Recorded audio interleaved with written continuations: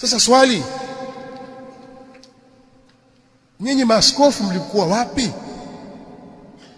Sasa hapa sisi tunajiuliza maswali, yani sisi waislamu, au kwa sababu huyu ni mkatoliki na huyu ni muislamu? Kwa hiyo alipokuwa mkatoliki katika utawala wake yanatokea haya, wao waliufyata wakakaa kimya, bali alipokuwa akienda kanisani ilikuwa akiombewa. Tunajiuliza maswali kwa sababu mitandao inaripoti sasa amekwenda kuswali kanisa fulani na sasa anaombewa. Ni mambo ya ripoti wenyewe, na haya matukio yalikuwa yakiendelea tena kwa kasi. Mlikuwa wapi? Hebu tufafanulieni jambo hili. Hii haki ina wakati, haki inamtazama mtu,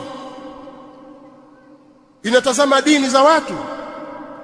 Kama akiwa mkatoliki haulizi huyo, lakini akiwa muislamu lazima aulizwe. Haki ipi mnayoidai? Kama mtakumbuka, mimi sizungumzi kwamba nazungumza sasa kwa niaba ya wanasiasa. Tuna maswali ya kujiuliza sisi kwa sababu ya hivi vitendo vinavyofanyika na haya matamko yanayotoka.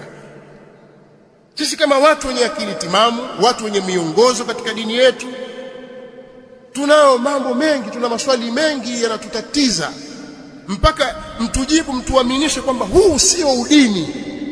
Hamumpigi vita rais aliyeko madarakani kwa sababu ya dini yake. Hebu tupeni majibu katika hili, turidhike sisi na sisi tuungane na nyinyi.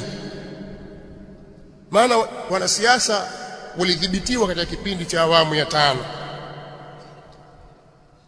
ikawa hakuna mikutano ya vyama vya siasa. Waliokuchukua fomu za kutaka kugombea pamoja na taaluma walizonazo walionekana kwamba hawajui kusoma wala kuandika. Katika uchaguzi tu wa serikali za mitaa, na walibanwa kikweli kweli, mpaka wengine wakakimbia ughaibuni. Alipoingia mtawala Muislamu aliwafariji, akawafungulia milango, bwana basi njooni mfanye siasa. Hapo ndipo walipotumia fursa ya kwanza kumtukana huyu aliyewaruhusu na kuona kwamba hatendi haki. Lakini bwana mkubwa yule mkatoliki ilikuwa iko sawa. Wafanya biashara, nyinyi mna ushahidi wa kutosha kabisa pengine kuliko mimi, namna watu walivyokuwa wakiporwa mali zao. Watu wakawa katika hofu kiasi ambacho baadhi ya wawekezaji waliikimbia hii nchi. Leo amekuwa tajiri, kesho anaweza kuwa fakiri. Mambo hayendi. Wafanya biashara, nyinyi mashahidi, muogopeni Mola wenu. Hali ilikuwa ngumu sana katika biashara na watu wakakimbia. Alipoingia Muislamu, haya mambo yaliondoka. Kukawa kuna kazi kubwa ya kuwaaminisha watu kwamba sisi sio kama yule, njooni mfanye biashara. Watu wakabembelezwa mpaka wakaona ni kweli, biashara zikaanza kufunguka. Lakini kosa lake kwa sababu ni Muislamu. Haya yote aliyoyafanya huyu anayeongoza nchi sasa hivi yakawa hayaonekani. Ndipo wakalipuka hawa watu kutoka kanisani kwenye madhabahu huko wakidai haki.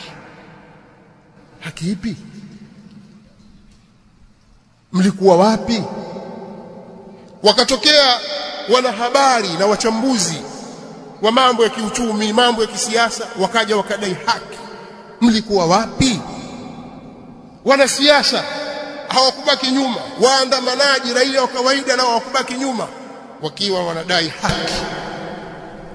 Ya ayyuhalladhina amanu kunu qawwamina lillahi shuhadaa bilqist ولا يجرمنكم شنآن قوم على ألا تعدلوا اعدلوا هو أقرب للتقوى واتقوا الله إن الله خبير بما تعملون.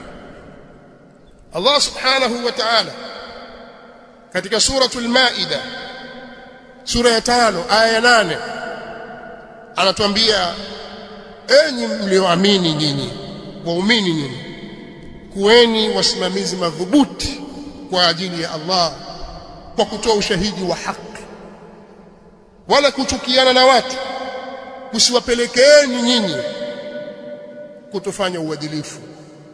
Kuweni waadilifu. Kweli mna chuki na Waislamu, hebu kuweni basi na uadilifu. Mbona uadilifu unawashinda? Hebu pimeni mambo wakati ule na sasa, wakati alipokuwa Mkatoliki na wakati sasa yuko Muislamu. Pimeni, wekeni uwiano hayo mambo, alafu muone haya. Msiropoke tu